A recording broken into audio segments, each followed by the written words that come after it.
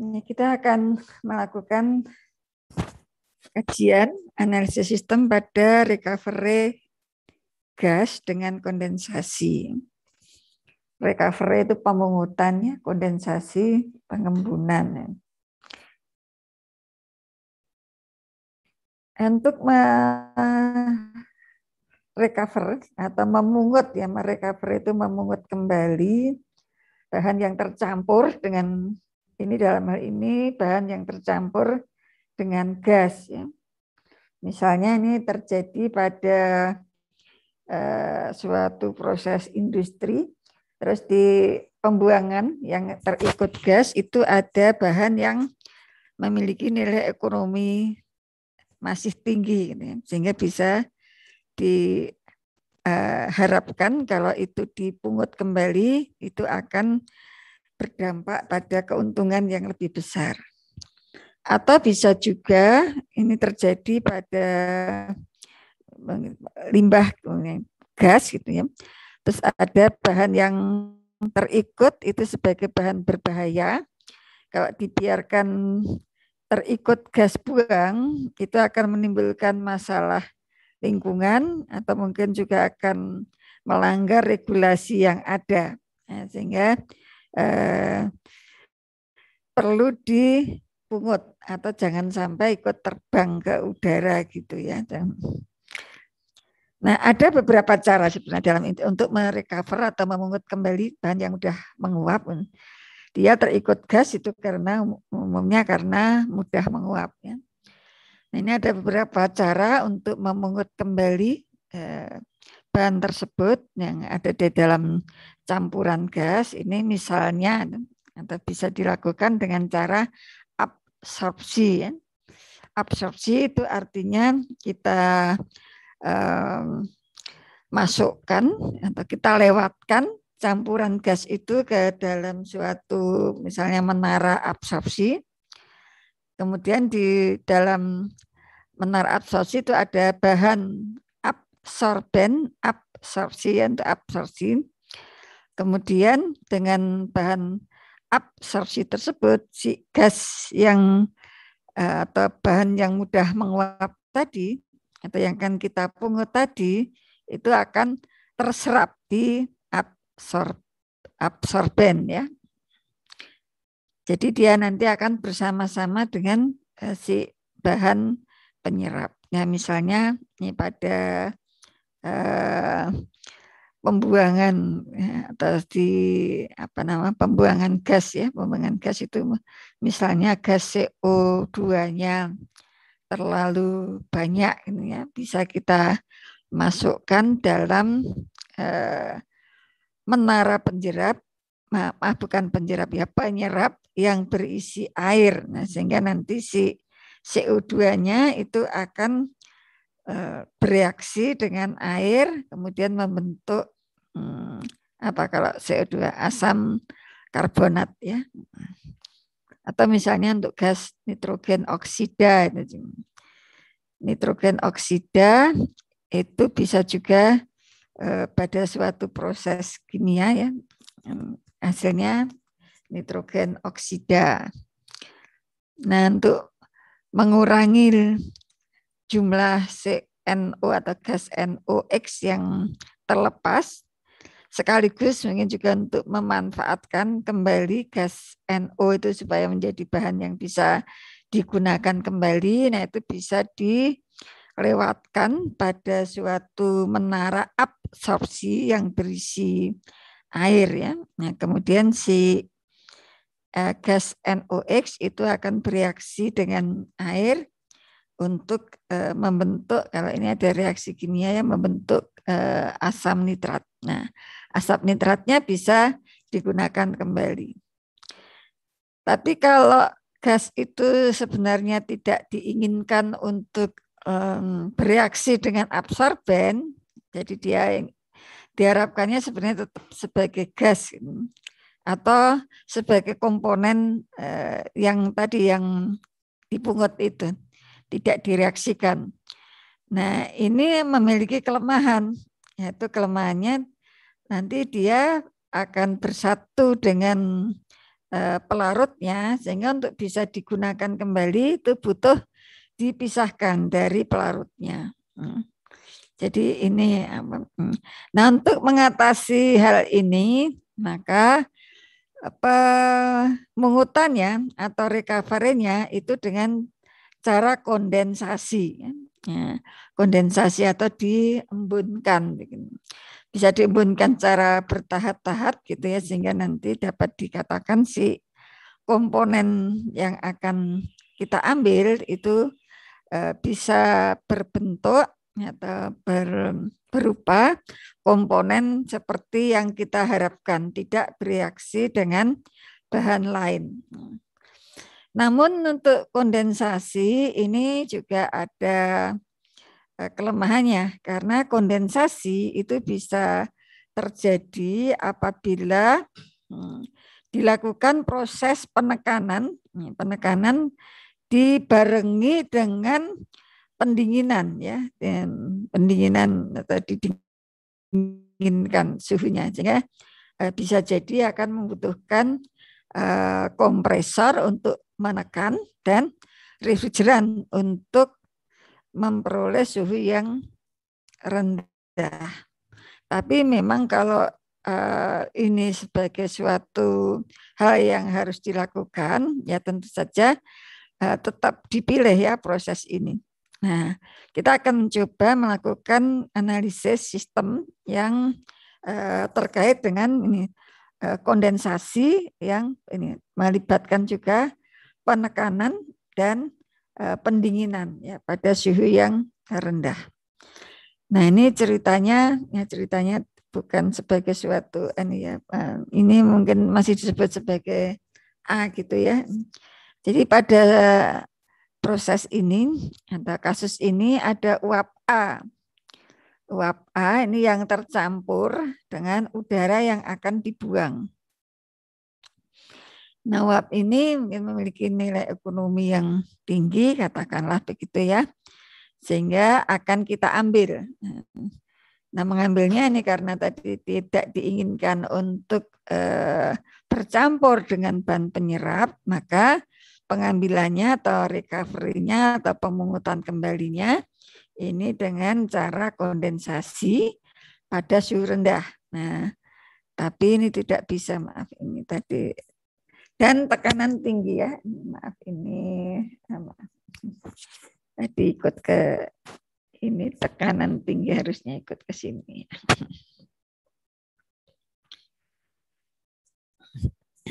Dan tekanan tinggi atau membutuhkan kompresor. Nah, ini misalnya umpannya sebanyak FV, volume per waktu, dan di sini ini memiliki A atau F dalam FE, dalam umpan, ini terdapat A dengan konsentrasi misalnya ini CA0, mol A per volume gitu ya, mol A per volume ini. Saya sekaligus ya, saya tulis mol A per volume.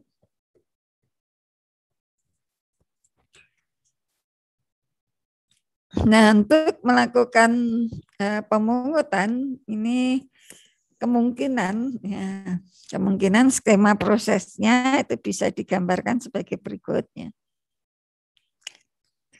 Nah, ini ada umpan ya, umpan F, kemudian memiliki kadar tadi A yang akan dipungut, misalnya ini Y0, terus tekanannya P0 dan suhunya T0. Nah, ini misalnya ya F ya, debitnya atau kecepatan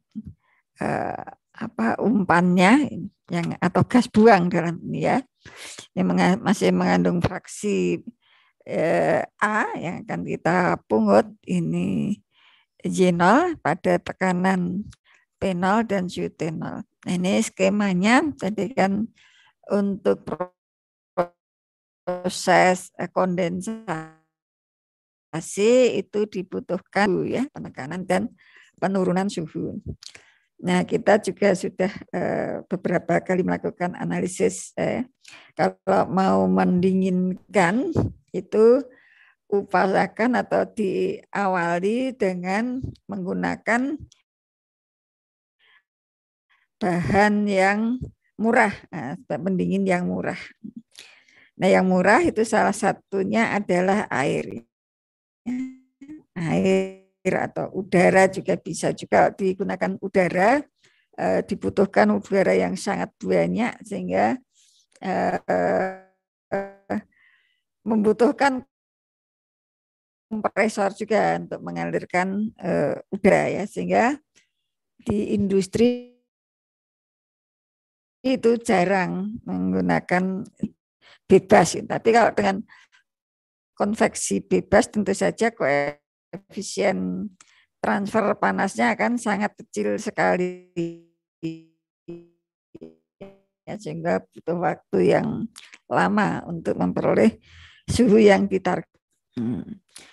Dua pendingin ya, yang pertama pendingin yang murah tadi yaitu air pendinginnya. Nah, pendingin yang pertama ini air yang akan naik 1 menjadi 2. Kemudian dari cooler 1 kita belum di kompresor yang jelas terjadi peningkatan peningkatan tekanan ya, jadi karena lewat kompresor. Nah, kemudian kompresor itu ada mungkin ada beberapa ya nih.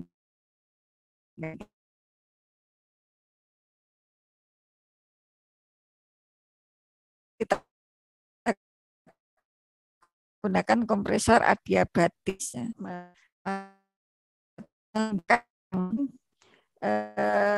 Berdampak pada kenaikan suhu ya, berdampak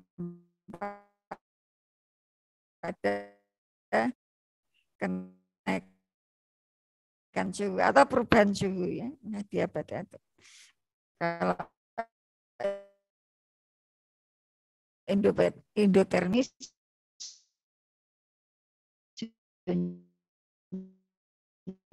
akan kompresor berarti kan kita suplai energi suhu ya, ada perubahan suhu, tapi sehingga setelah keluar dari kompresor itu F-nya ya, F, kemudian fraksinya tetap, kemudian tekanannya akan berubah dan suhunya berubah, ini menjadi P1 dan T1. Masuk ke cooler 1 yang memanfaatkan pendingin yang murah tadi ya, menggunakan air. Nah, di sini kecepatan alirnya keluar dari cooler atau pendingin yang pertama ini tetap ya, fraksinya di cooler itu hanya terjadi perubahan suhu ya, ini sehingga tekanannya juga tetap ya. Ya, tekanannya tetap. Ini mungkin kalian, wah ini kan ada pressure drop di HE. Ini di pressure dropnya kecil ya, sehingga kita abaikan, sehingga P di sini P tetap P1. Tapi kalau di kompresor tentu saja nggak boleh mengabaikan adanya perubahan tekanan. Ya, kalau di HE di reaktor itu mungkin kita bisa masih bisa terima kalau ada perubahan, kalau tekanannya dianggap tetap. Kemudian suhu tentu saja karena di sini ada cooler, cooler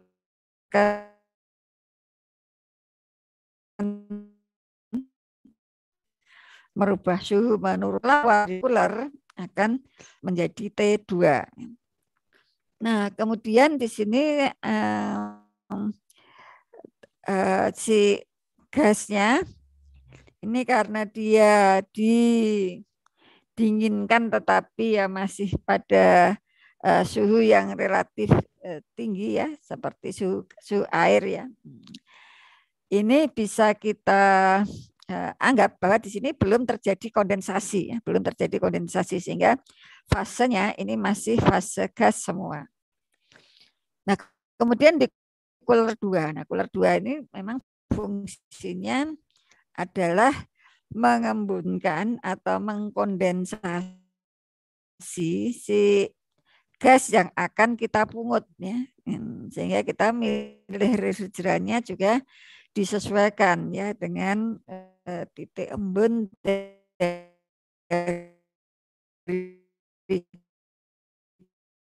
gas yang dari gas A yang akan refrigeran misalnya pada suhu TR. Nah ini pengambilan refrigeran nanti disesuaikan dengan kebutuhan ya berapa. Nah misalnya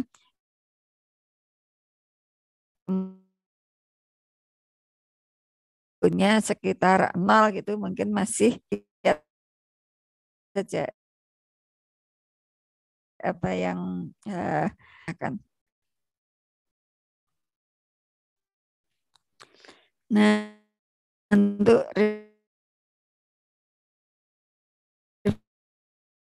refrigeran, nah kita gunakan refrigeran cair yang apa namanya panas penguapan, panas laten penguapan ya, sehingga bisa efektif ya. Nah, kemudian keluar dari cooler 2 karena di cooler 2 ini kan kondensasi ya, di proses kondensasi ini juga diharapkan akan terjadi perubahan fase ya, si komponen A, tetapi yang lain itu tetap berupa gas. Sehingga nanti akan mudah dipisahkan.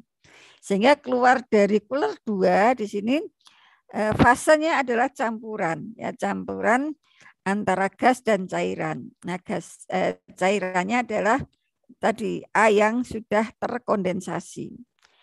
Nah, kemudian ini karena dia melewati cooler, ya, karena melewati cooler, nah ini juga kita pastikan atau pasti terjadi perubahan suhu. Sehingga di sini suhu yang keluar dari cooler 2 adalah T3.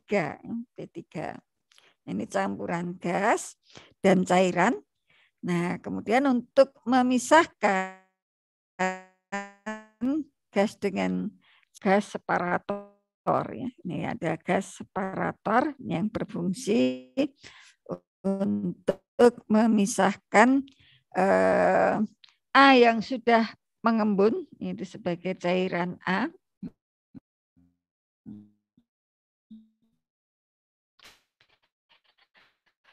Kemudian gasnya pisahkan.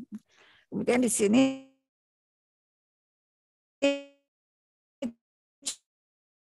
juga diasumsi ke cooler kedua sehingga dia keluar dari cooler 2 adalah P1 separator atau mungkin saudara kenal ada flash drum gitu ya. Ini dianggap terjadi fenomena kesetimbangan ya, kesetimbangan sehingga bisikan si tekanannya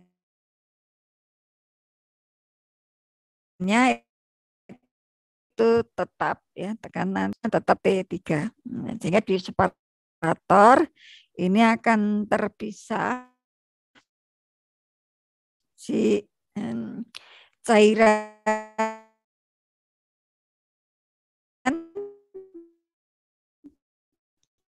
yang merupakan gas yang keluar ke udara ini adalah gas. Ini apa namanya kemungkinan masih mengandung A, tetapi tentu saja sudah turun dibandingkan pada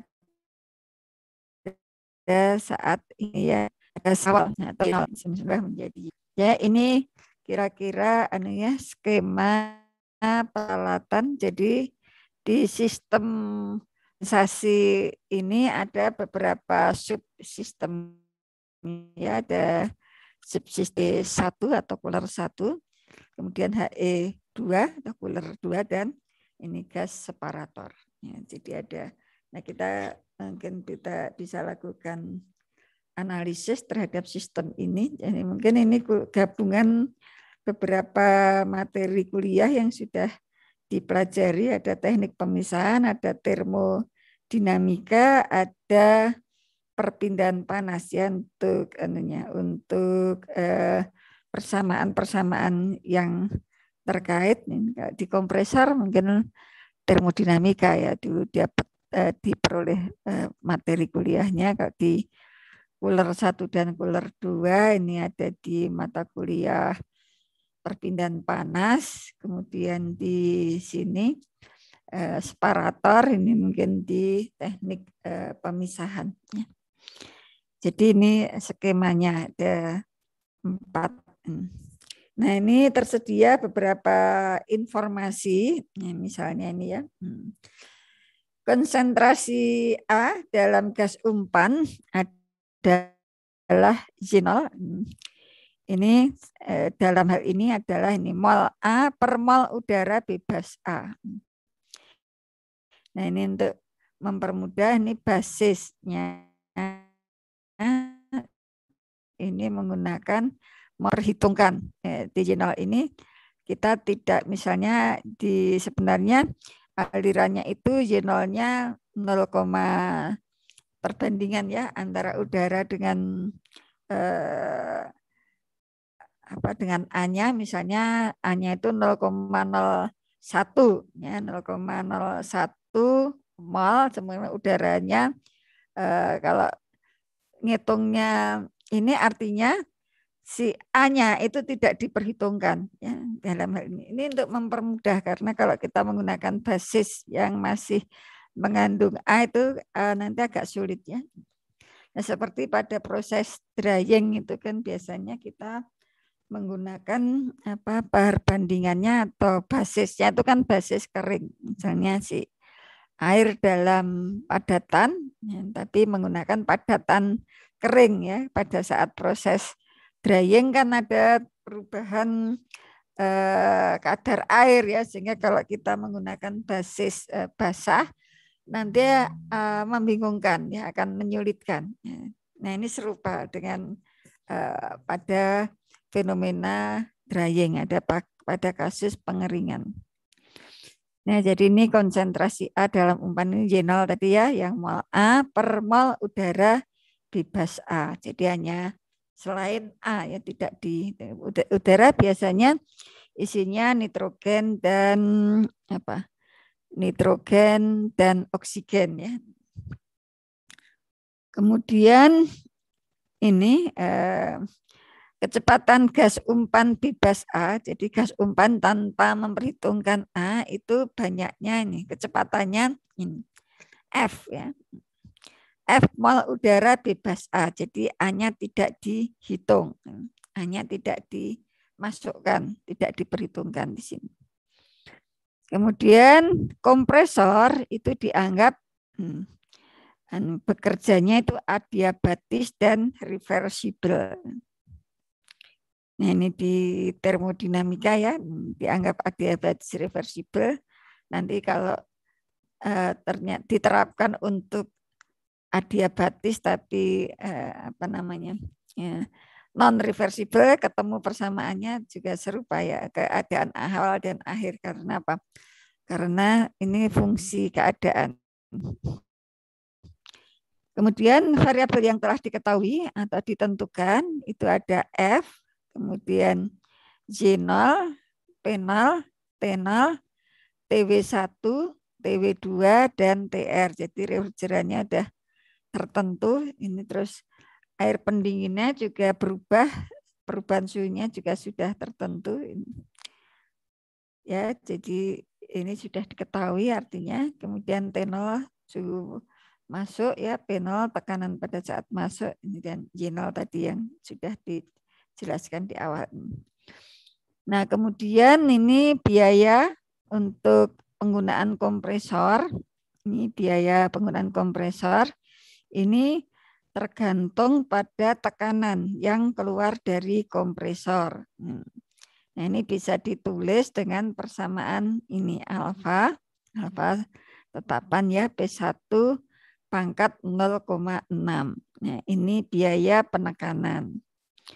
Kemudian si kompresor itu juga membutuhkan biaya listrik. Yang biaya listriknya tergantung pada daya ya. Daya kompresornya ini bisa ditulis dengan persamaan ini ya, beta W kompresor dolar per waktu. Kemudian untuk harga cooler, nah ini sudah beberapa kali ya kita lakukan analisis. Ini tergantung pada luasnya. Ini A1 adalah luas bidang transfer untuk cooler 1. Kemudian nih harga cooling water. Nah, cooling water mungkin cooling water murah, tetapi untuk digunakan sebagai cooling water itu biasanya harus diproses dahulu. Kalau tidak diproses dahulu, si air itu ada banyak itu ya campuran atau mengandung HCA, AMG, biasanya seperti itu. Sehingga perlu dilunakkan kan, perlu dilunakkan. Sehingga untuk digunakan sebagai cooling water itu akan ada biaya. Nah, ini misalnya ini dihargai nih cooling water yang digunakan itu memiliki harga ini delta ya, dolar per satuan waktu. Kemudian harga cooler 2 ini tergantung juga pada luas bidang transfer untuk HE yang kedua ya. Ini A2 pangkat 0,6 ya, ini mengikuti sextant. Baik, ini alat-alatnya mengikuti sextant harganya. Kemudian harga refrigeran ini misalnya ini ya ETA dolar per kilogram. Kemudian harga separator itu tergantung pada waktu penggunaan, ini misalnya mu dolar per waktu. Dan harga jual cairan A tadi ya, A yang sudah terpungut, ini misalnya ini apa ini, epsilon ya, dolar per kilogram. Nah ini informasi yang tersedia. Nah kita ingin mencari kondisi yang memberikan profit maksimum. Jadi kita perlu analisis variabel-variabel yang terkait, kemudian persamaan untuk fungsi tujuannya bagaimana. Nah, untuk fungsi tujuan ini adalah keuntungan ya, keuntungan. Jadi nanti akan selisih harga jual cairan dengan biaya ya. Biaya di sini ada biaya kompresi, ada biaya listrik, kemudian harga cooler, kemudian ada biaya harga coolernya ada 2, kemudian harga cooling water, kemudian ada harga refrigeran dan harga separator. Ya. Atau biaya ya, sebenarnya lebih tepatnya biaya untuk separator. Harga kan seolah-olah pada saat beli pertama, tetapi kan itu nanti didistribusikan sesuai dengan umur alat tersebut. Ya. Jadi ini informasi yang tersedia dan kita maunya apa? Ini tujuan kita ya, tujuannya adalah mencari kondisi yang memberikan profit maksimum. Nah, kita lakukan analisis ya tadi secara kasar ya sudah kita coba dari informasi yang tersedia. Sekarang kita tuangkan ya dalam bentuk persamaan atau hubungan antara variabel yang satu dengan variabel yang lain. Ya. Nah, ini untuk objektif fungsinya. Objektif fungsinya atau profitnya ini adalah harga apa ini? Harga jual produk ini, harga jual dari A yang terpungut ya. Kemudian dikurangi biaya-biaya. Nah, ini yang pertama ini adalah biaya kompresi. Kemudian ini biaya air pendingin yang beta kalian W ini. Kemudian ada ini biaya kompresi ya, maaf. Ini biaya kompresi tadi ya, yang ya, biaya listrik ya. Ini adalah biaya listrik kompresor. Kemudian berikutnya ini adalah biaya untuk alat pemindah panas, alat penukar panas yang pertama yang menggunakan pendingin air ya. Kemudian ini adalah harga alat penukar panas yang kedua. Kemudian ini harga refrigeran ya, di HE kedua kita menggunakan refrigeran, maka ini harus dikurangkan di sini. Dan yang terakhir ini adalah biaya untuk separator atau pemisah cairan dari gas ya. Yang tadi keluar dari HE kedua itu berupa campuran. Ya, kemudian kita identifikasi ini persamaan-persamaan yang terlibat di situ. Nah, ini pada kompresor tadi diinformasikan terjadi ya penekanan adiabatis reversible ya, penekanan adiabatis reversible, maka ini berlaku hubungan ya suhu dan tekanan. Nah, ini ada kaitannya dengan perbandingan kapasitas panas gas ya, yang CP itu pada tekanan konstan, untuk CV itu pada volume konstan. Ini bisa nilai K itu umumnya untuk udara mungkin sekitar 1,3 sampai 1,4-an gitu. Ya, ini perbandingan CP dan CV ini. Nah, ini jadi ini nilai ini ada pangkatnya ya, ada pangkat ini T0, ini, kemudian ini P0 per P1 pangkat ini K-1 per K. Nah, K ini adalah CP per CV. Nah, kadang-kadang CP-nya merupakan fungsi suhu. Nah, ini nanti akan dimasukkan karena tidak ada informasi ya, kita anggap saja ini K-nya adalah tetap ya, K-nya tetap. Ada juga yang memberi simbol gamma ya, gamma. Ini mungkin tadi gamma udah digunakan supaya tidak rancu ya, ini perbandingan CP dan C. Kemudian power kompresor, ini bisa kita tulis persamaannya adalah ini ya, delta H dikurangi Q yang ada di kompresor itu. Dan tadi dijelaskan atau disediakan informasi bahwa si kompresor itu bekerja secara adiabatis ya. Nah, karena adiabatis maka Q adalah sama dengan 0 ya. Q-nya sama dengan 0. Sehingga W kompresor itu sama dengan delta H ya. Nah, delta H-nya delta H apa ya? Delta H dari fluida yang dilewatkan di kompresor tersebut ya. Nah, ini bisa kita hitung berdasarkan perubahan suhu ya, berdasarkan perubahan suhu. Jadi ini W-nya bisa kita tuliskan dengan persamaan 2 ya. Bisa kita tuliskan MCP delta T ya, sebenarnya adalah MCP delta T ini. Ini N. Kalau satuannya konsisten kan nanti jadi ini untuk yang si apa tadi delta H tadi kan MCP delta H tadi kan dia udara, dan MCP delta T untuk si apa namanya, untuk A ya, untuk komponen A ya, sehingga di sini udara tadi F ya, CP-nya CP ya, yang penting ini satuannya konsisten ya. Kemudian ini delta T-nya adalah T1 dikurangi T0.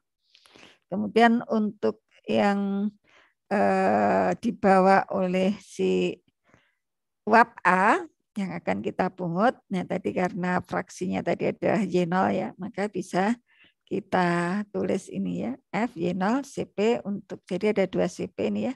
Kemudian T1 dikurangi T0. Kalau T-nya sama ya, baik untuk udara maupun untuk si A. Jadi ini kita tulis untuk persamaan ini W ya. W kompresor atau kerja kompresor itu sama dengan perubahan entalpi fluida yang ditekan. Kemudian untuk yang di cooler, ya, baik cooler 1 ataupun cooler 2, ini saya kira sama dengan yang sudah kita analisis selama ini, ya menggunakan persamaan pada HE ya. Jadi ini ada 2 HE. Jadi cooler 1 yang menggunakan pendingin air ya, pendingin air. Maka ini perubahan panas yang dibawa oleh fluida ya, yang dibawa oleh fluida. Ini Q1, ini FCP udara dikurangi FY0 CP uap A. T2 minus T1 ya, T2 suhu yang keluar dari cooler 1 ya, T1 suhu inputnya, suhu yang masuk ke cooler 1. Kemudian di persamaan 4 ini juga pada penukar panas 1, tetapi ini adalah apa namanya? Persamaan untuk fluida pendinginnya atau untuk airnya ya. Sehingga Q1 sama dengan MW ini adalah massa air, kemudian CPW juga CP dari air. Dikalikan dengan perubahan suhu si air pendingin ini, TW2 dikurangi TW1. Jadi W ini water ya. Ada subscriptnya W ini water. Kemudian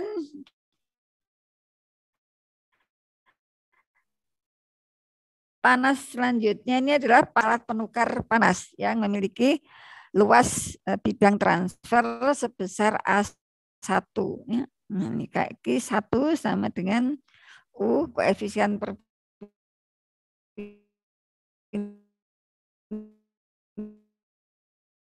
dan panas menyeluruh T1.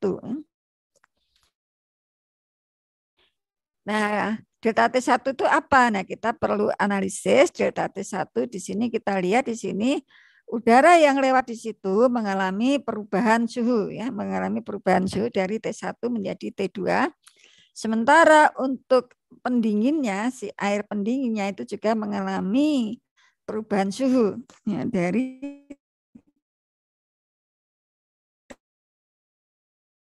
Tw1 menjadi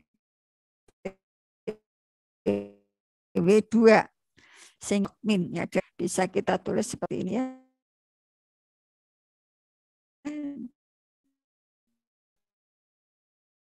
Itu karena sama, sehingga kita menggunakan delta T log min yang bisa ditulis dengan persamaan 6.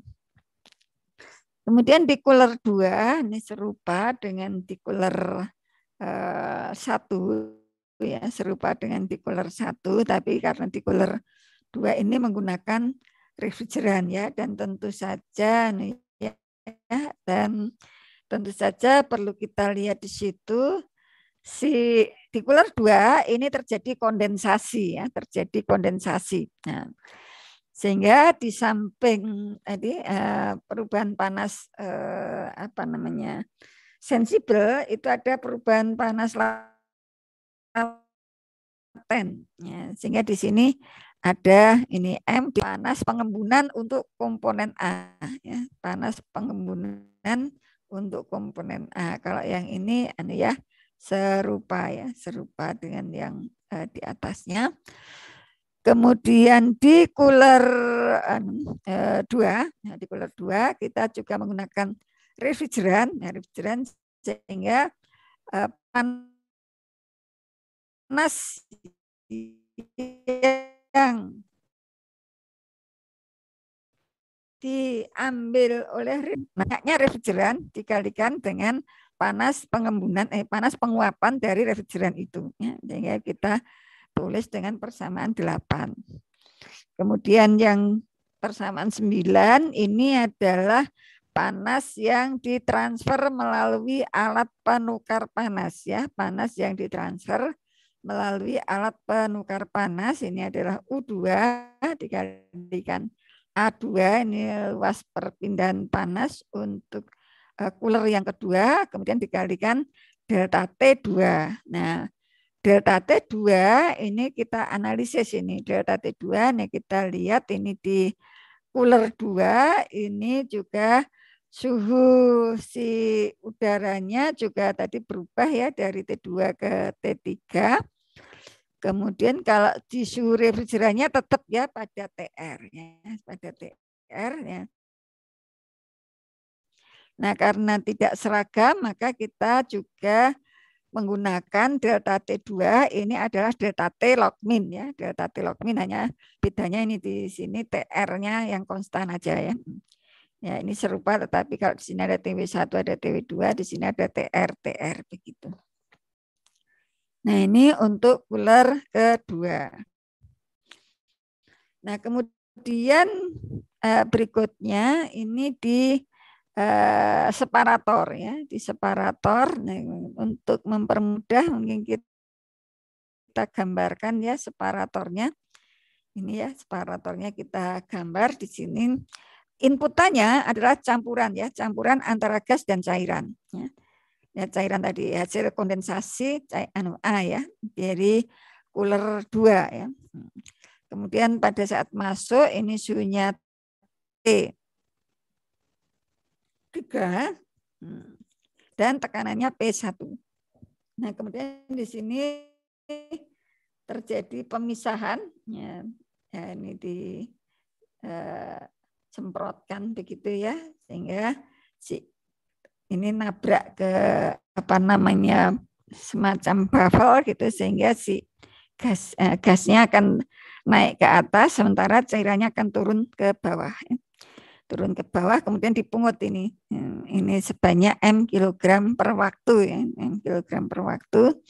Sementara gasnya akan naik ke atas ya, terpisah sehingga gas dengan cairannya ini gasnya yang kecepatannya F tadi ya karena ini diasumsikan tidak ada gas yang ikut terbawa oleh cairan ya. Gasnya tidak ada yang larut ke cairan kemudian ini campuran itu enggak, ini dianggap ke atas semua atau terpisah. Tapi mungkin masih membawa komponen A ya, masih membawa komponen A ini kadarnya misalnya ini Y1 ya. Kecepatannya F tadi karena tidak ada tidak ada yang ikut ke bawah gasnya. Nah, ini suhunya sama dengan masuk ya T3 dan tekanannya P1. Nah, di dalam gas separator itu terjadi fenomena. Nah, ini bisa kita dekati ya dengan persamaan ini ya. Nah, untuk neraca massa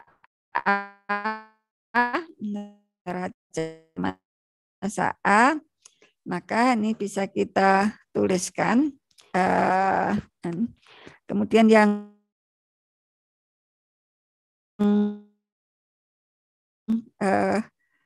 kemudian gas yang ini yang dibawa oleh gas ini Y1 kadarnya. Sehingga untuk neraca massa A yang masukkan itu sama dengan tadi yang dibawa oleh umpan ya, A yang dibawa oleh gas ya, umpan ya, atau ini F dikalikan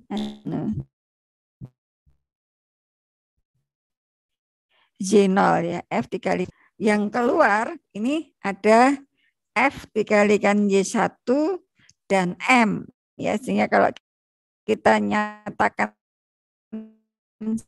sebagai M sama dengan Y0 dikurangi F dikalikan Y1. Nah, untuk kesetimbangan, nah ini kita biasanya ya menggunakan pendekatan fugasitas ya. Fugasitas untuk cairan itu sama dengan uapnya. Nah, sehingga akan berlaku ini persamaan yang di bawah untuk kesetimbangan fase uap cair. Nah, dalam ini X adalah fraksi mol A di fase cair, sedangkan Y adalah fraksi umumnya dilakukan pendekatan ini yang C ini sama dengan 1 ya, sama dengan 1.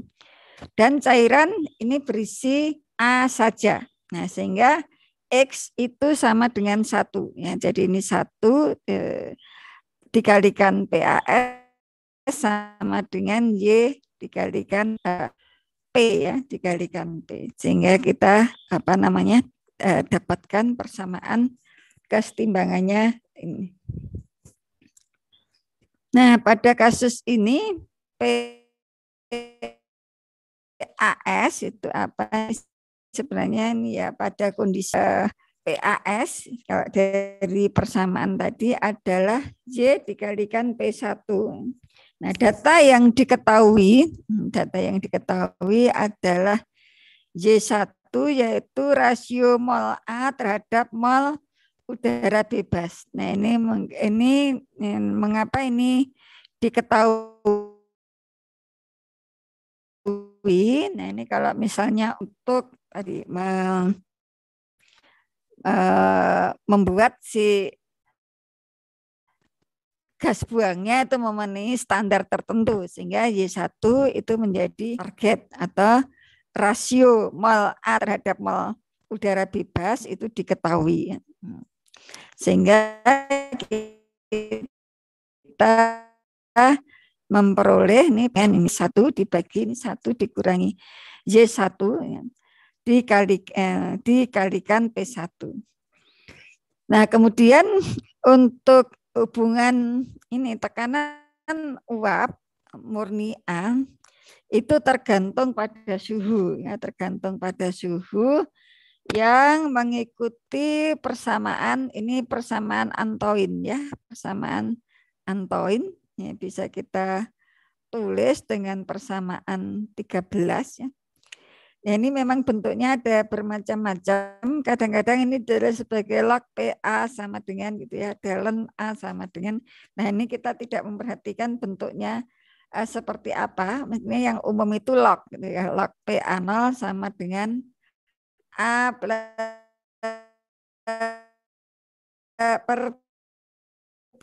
B per T gitu ya.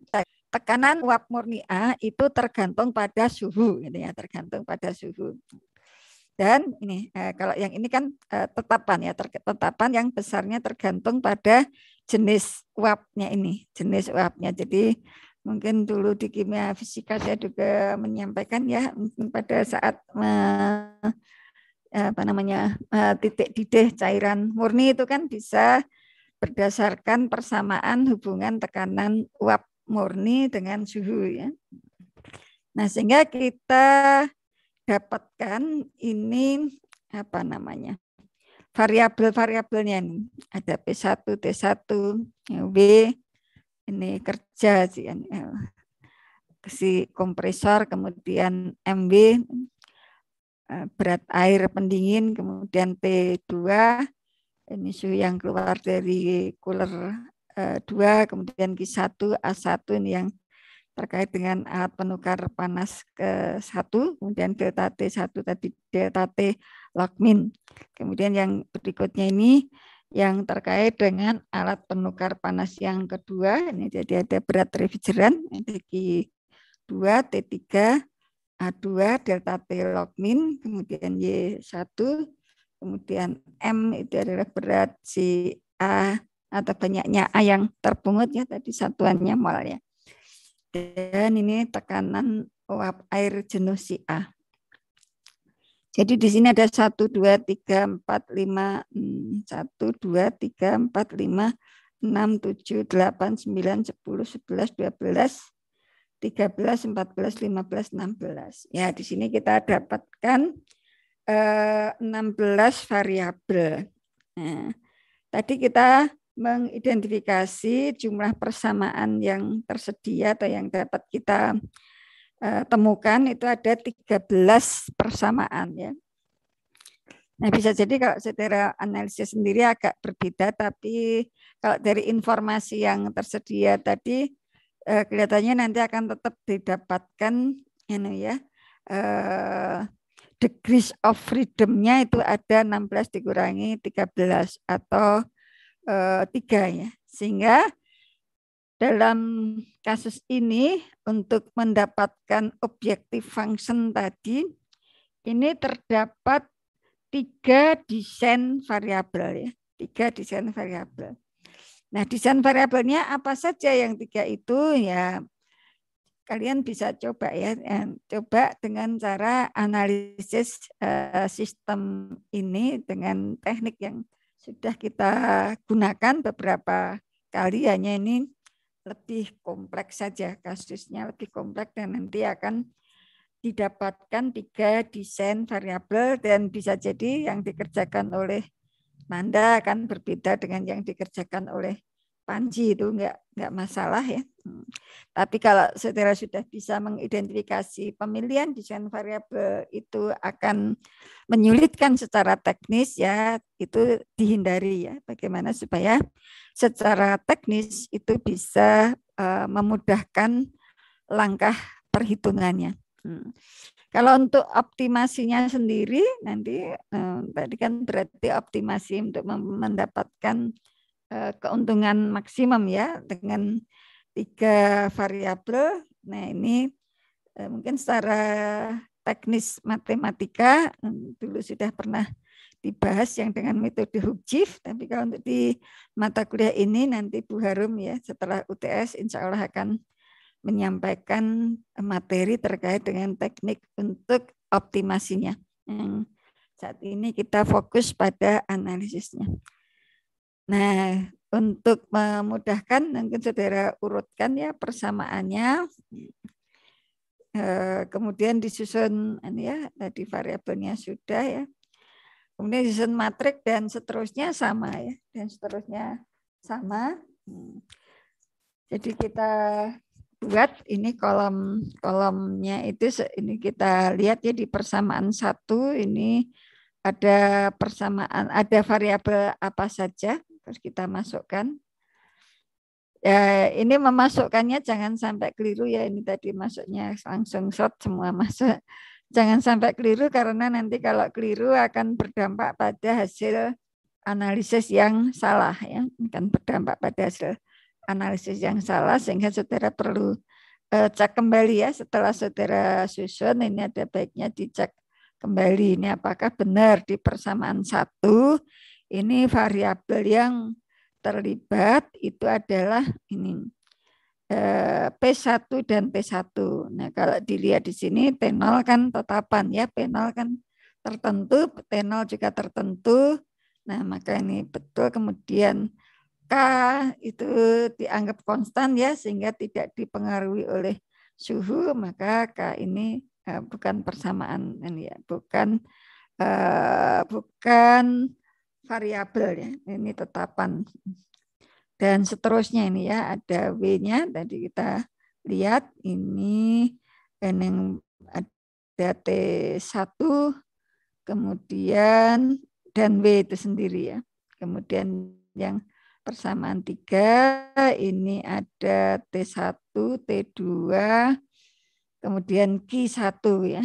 Kemudian yang keempat ini ada Q1, kemudian MB, kemudian TW tadi kan sudah diketahui ya, suhu air pendingin itu biasanya sudah tidak bisa kita jadikan sebagai desain variabel ya, umumnya dia masuk pada suhu paling tinggi ya 20 paling rendah ya 25, itu pun kalau di Indonesia mungkin enggak ya, paling 35. Yang keluar paling tinggi pada suhu 50 derajat Celcius. Sehingga enggak bisa kita jadikan sebagai variabel. Kemudian Q1, ini ada delta T1 dan A1, jadi ada 3 di sini. Kemudian persamaan 6 ini adalah delta T log min. Ya, delta T log min itu adalah ini ya, delta T log min 1 itu sendiri, kemudian T1 dan T2.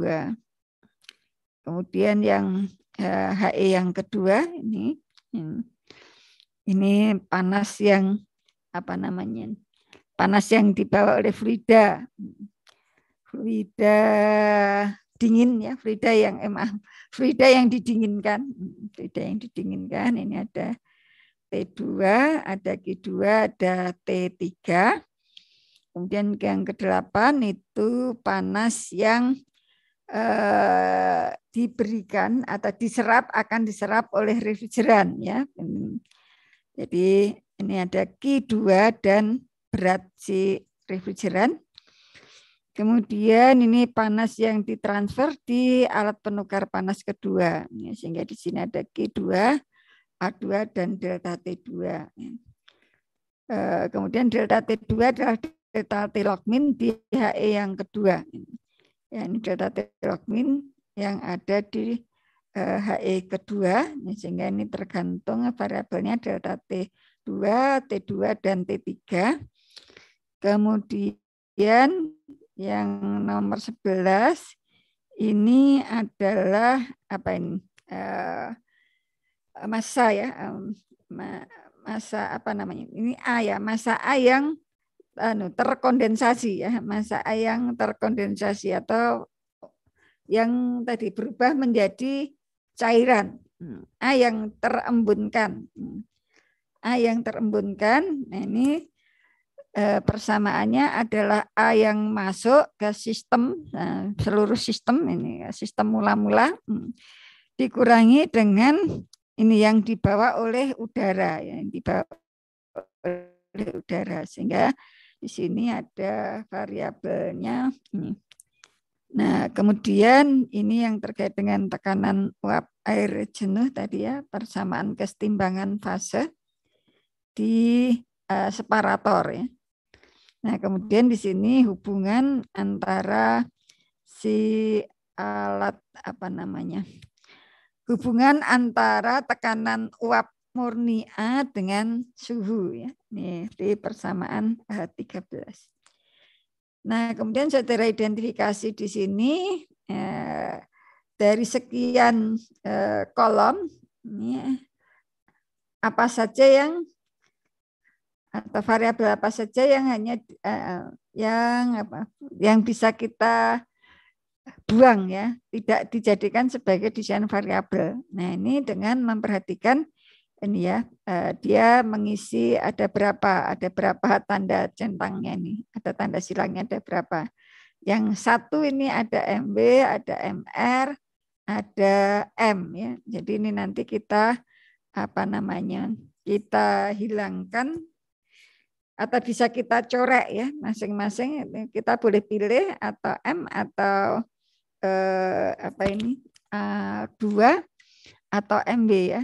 Jadi kita boleh pilih mana yang kita akan pilih. Ada 1, 2, ada beberapa ini 3, 4, 5 ya Pak.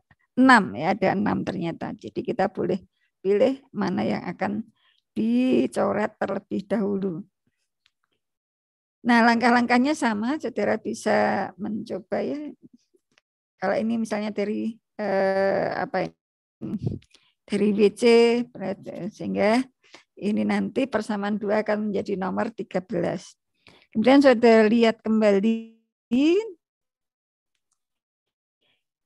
Ini kalau yang WC-nya itu dicoret variabel itu apa saja? Ini ada MB, ada A1, ada MR, ada A2, kemudian ada M ya. Nah, misalnya ini terus saya ini coret berikutnya itu yang MB ya. MB itu ada di persamaan 4 ya. Ada di persamaan 4 sehingga persamaan 4 nanti menjadi nomor 12. Terus kita lihat kembali ini di matriknya. Ini yang hanya berisi satu variabel. Ini masih ada A1, ada MR, ada A2 dan ada M ya. Nah, misalnya ini pilih A1 ya. Nah, 1 sehingga persamaan nomor 5 itu menjadi nomor 11. Kita lihat kembali ini di matrik. Nah, ini terjadi pergeseran ini. Ini Q1 juga berisi satu variabel, kemudian delta T 1 juga satu variabel, MR juga satu variabel, kemudian A2 juga satu variabel, M juga satu variabel. Jadi boleh pilih sebentar saya ngecas.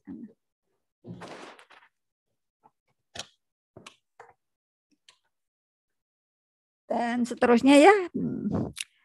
Mungkin kalian akan berbeda anunya.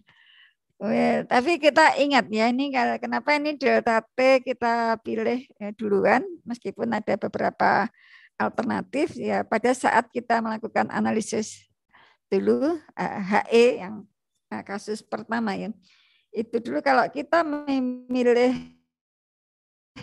delta T log min sebagai desain variabel, itu nanti secara teknis itu akan menyulitkan karena baru mulai sudah memerlukan perhitungan trial and error ya. Nah, itu sebaiknya kita hindari ya, sehingga ini delta T1 pada saat kita berkesempatan untuk mencoret dia sehingga dia tidak terpilih nantinya sebagai desain variabel. Nah, itu segera kita lakukan. Nah, sehingga ini delta T1 ini akan berdampak pada persamaan 6 ya. Persamaan 6 akan menjadi nomor 10. Nah, kemudian kita lihat lagi ini di matriknya. Ini kita lihat lagi di matriknya. Nah, ini ternyata ini juga terjadi perubahan ya. Kalau yang variabelnya hanya berisi 1, ini kelihatannya masih yang di sini ya, M. Yang sebelah kiri nggak ada ya. Berarti ini MR, kemudian ada M ya, MR dan M, sehingga kita boleh milih ini antara MR dan M. Oh ini kok kelihatannya salah ya.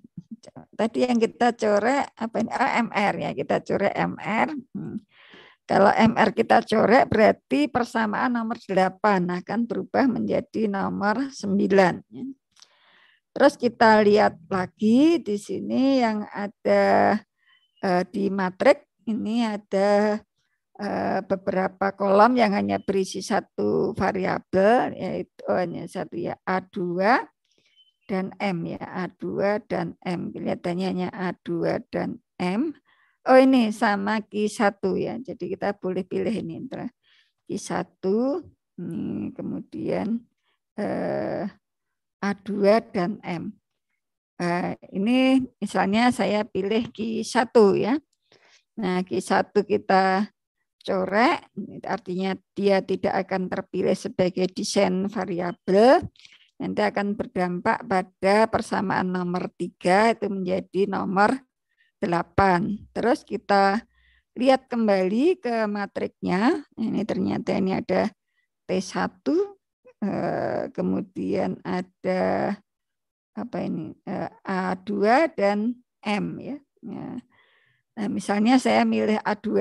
Kalau saya milih A2, maka ini persamaan 9 ya. Persamaan 9 akan menjadi nomor persamaan kok kelihatannya salah ya. Kelihatannya tadi salah nyeret ya. Kelihatannya coba.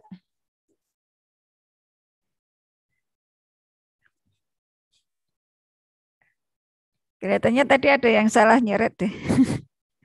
Ya enggak? Ini sebentar saya ikuti yang tadi yang nomor berapa tadi? 7 ya. Nomor 8 benar, kemudian nomor 7 tadi akan nyoret ini nomor 7 berarti ke nomor 9. Oh iya ya. Ya, ini ada kesalahan ini. Harusnya ini ke sini ya. Ini nomor 7-nya. Ya gini, kalau nanti ada yang salah nanti pas menyusun algoritma bisa salah juga. Wah ini kalau seperti ini berarti berikutnya salah itu tadi.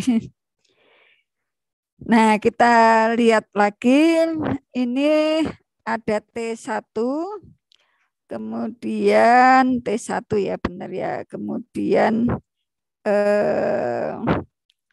Ini Q2 dan M ya, Q2 dan M. Oh ini delta T2 nih, delta T2 juga ya.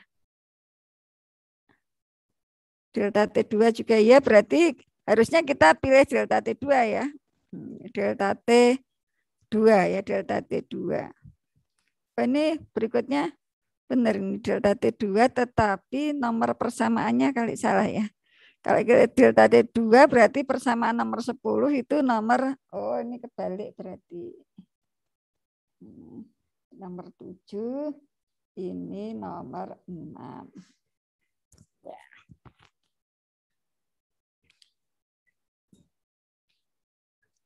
Nah, terus ini kita ke sini. Ini tadi kebalik yang ini ya. Saya betulin 7.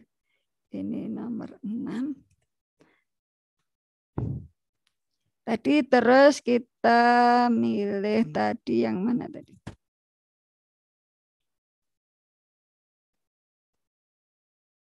Nomor 5-nya mana? Salah pencet saya.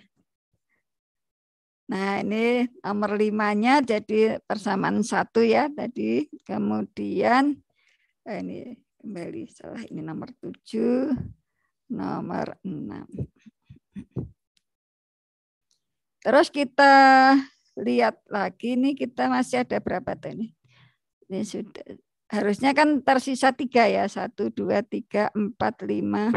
Oh, harusnya sampai ini baru ke 8 ya, berarti harusnya sampai 10 ya, benar-benar sampai 10.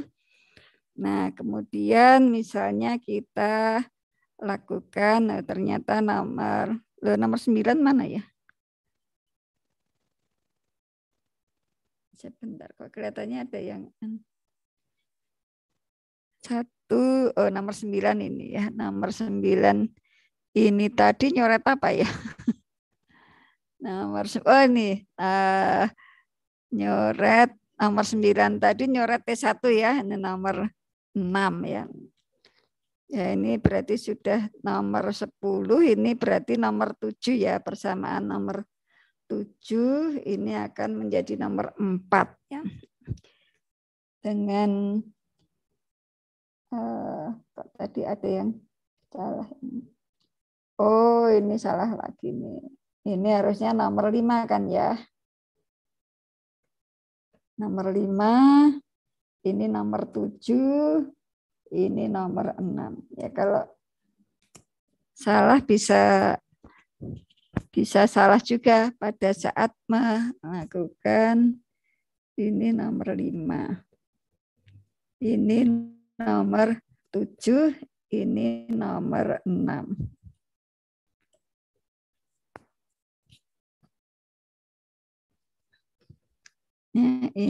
Ini nomor 5.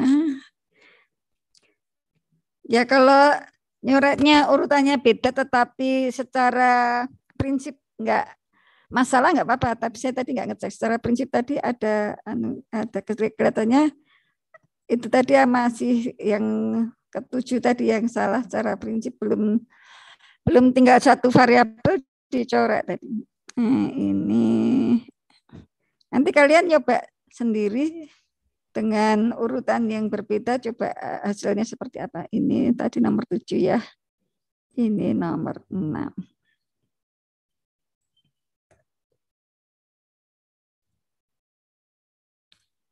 Ini nomor 5. Jadi tidak harus persis seperti ini, tetapi kalau secara prinsip yang masih ada 2 variabel kok dicoret, nah itu yang nggak boleh. Tetapi kalau sama-sama tinggal 1 variabel dalam 1 kolom itu nggak masalah. Ini 5. Ini 7. Ini 6 ya.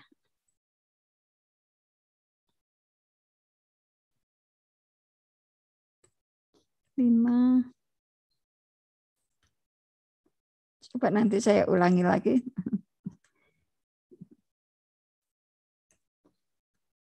tadi kita gesehnya, kita nyoretnya di kolom keberapa barisnya yang kita coret yang bawahnya gitu. Nah, sehingga kalau dengan cara ini kita akan mendapatkan 3 desain variabel ya, sudah sesuai dengan yang tadi kita konsepkan, dan desain variabel yang terpilih itu yang pertama adalah ini 7 sambil betulin. Yang terpilih ini ada P1, kemudian T2 dan Y1 ya. Ini yang kita pilih sebagai desain variabel ini ternyata sehingga bagaimana teknik untuk menemukan objective function atau algoritmanya ya nanti kita inputkan secara simultan itu P1, T2 dan DV dan Y1, kemudian menggunakan persamaan berapa ini? Persamaan 11 ya, kita menggunakan persamaan 11 berarti kalau dengan persamaan 11 nanti kita akan mendapatkan nilai M ya. Dan seterusnya ya.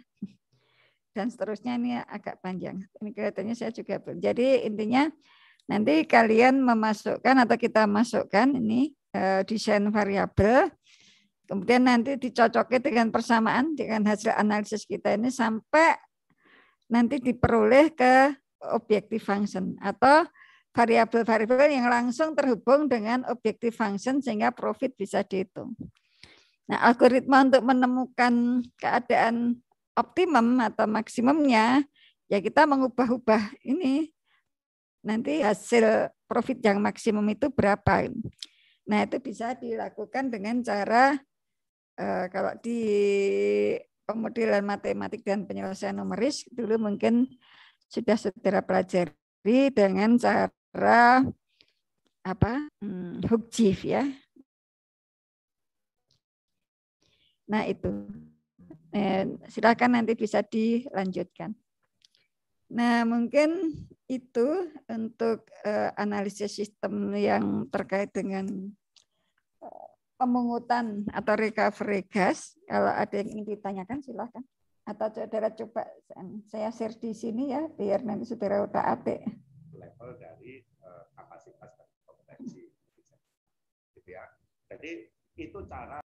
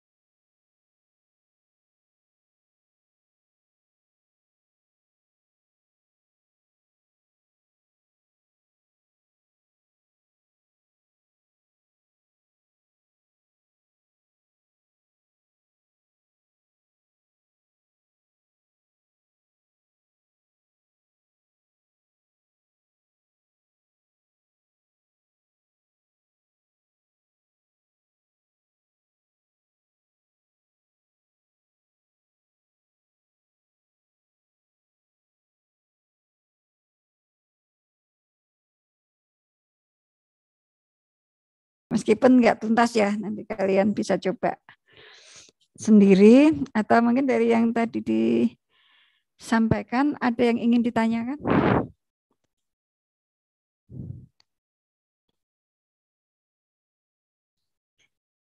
Nggak ada, berarti sudah cukup jelas ya.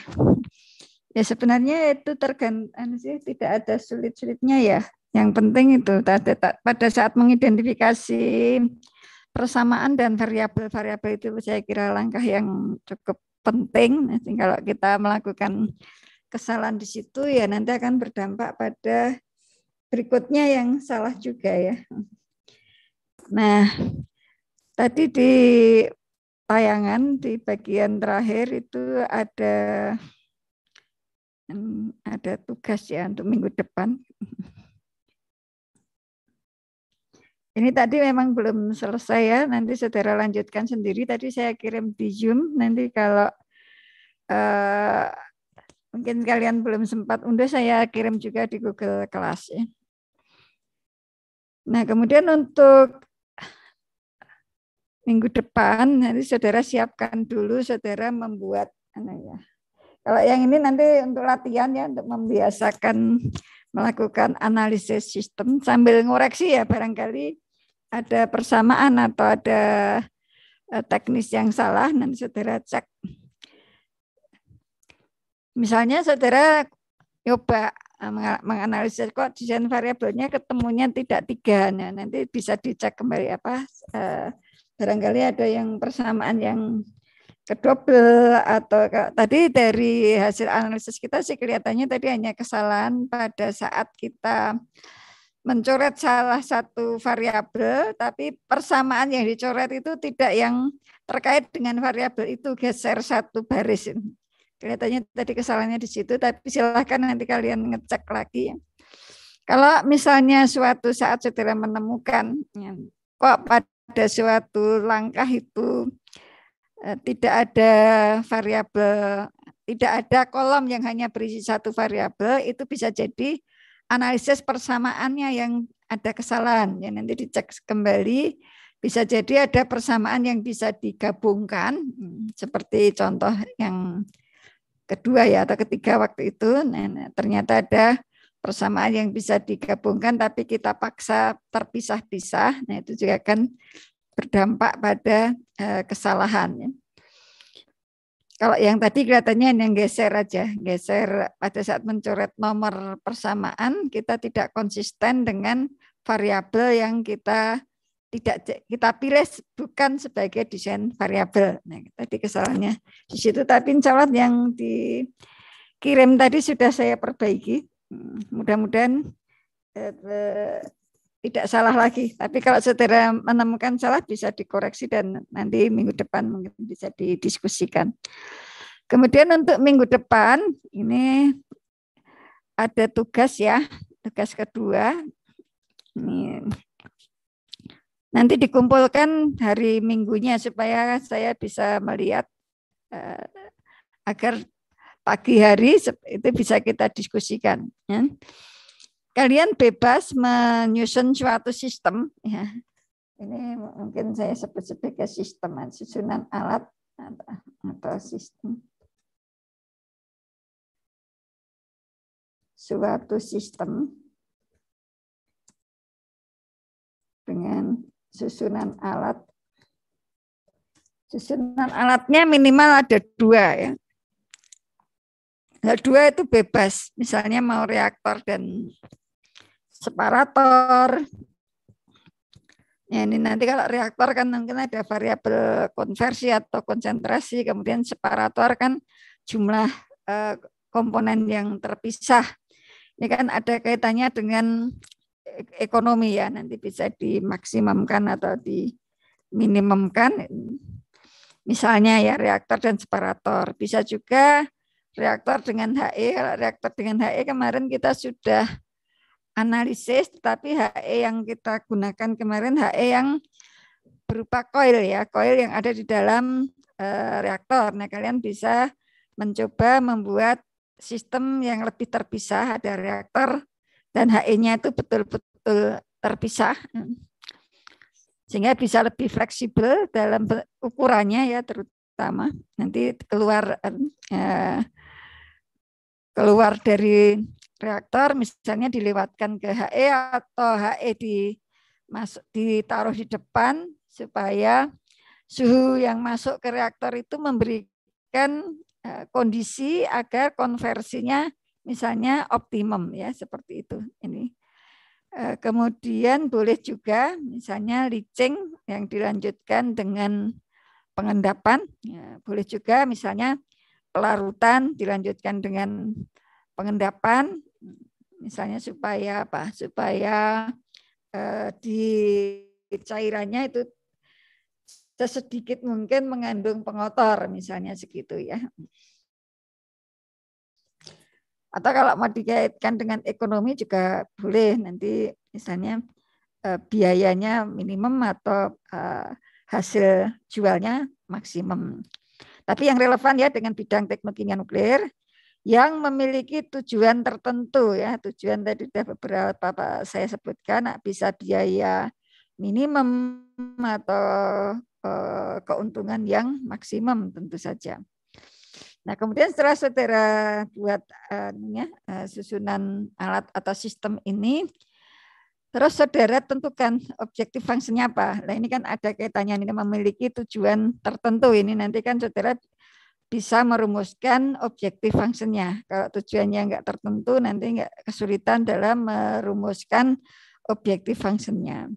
Kemudian saudara susun persamaan-persamaan yang terkait, terus diidentifikasi variabel-variabel yang ada, terus saudara hitung degrees of freedom-nya, dan tentukan desain variabelnya. Nah, setelah itu, saudara susun algoritma untuk mencapai objektif function tersebut.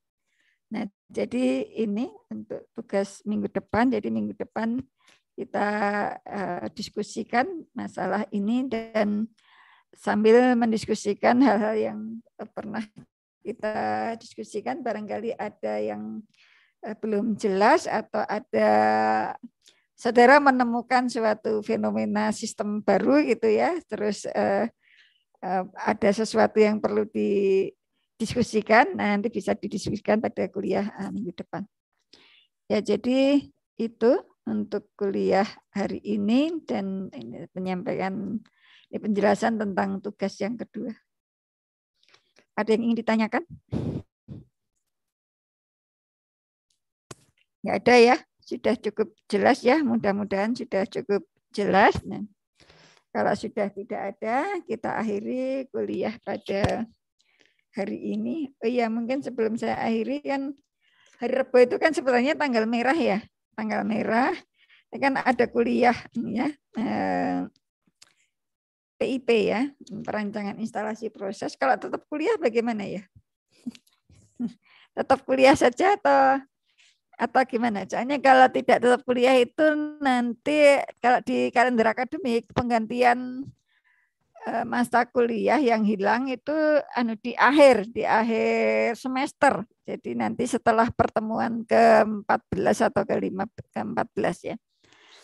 Nah, kalau masih tetap kuliah ya nanti akan saya isi kuliah, tapi kalau enggak karena biasanya mengatur jadwal itu tidak mudah, mungkin nanti akan menggunakan itu jadwal penggantian mata kuliah sesuai dengan kalender akademik.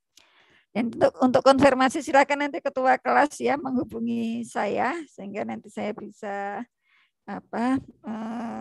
menyiapkan apakah ini mau tetap kuliah atau tidak. Kalau di kalender sebenarnya sih tanggal 19, tapi ternyata digeser menjadi tanggal 20. Jadi mungkin itu informasi berikutnya. Nanti kalau ada kesepakatan di antara mahasiswa, silahkan Nanda ya, ketua kelasnya menyampaikan kepada saya, sehingga nanti kalau memang tetap kuliah di tanggal 20, sehingga saya buka presensi di tanggal 20.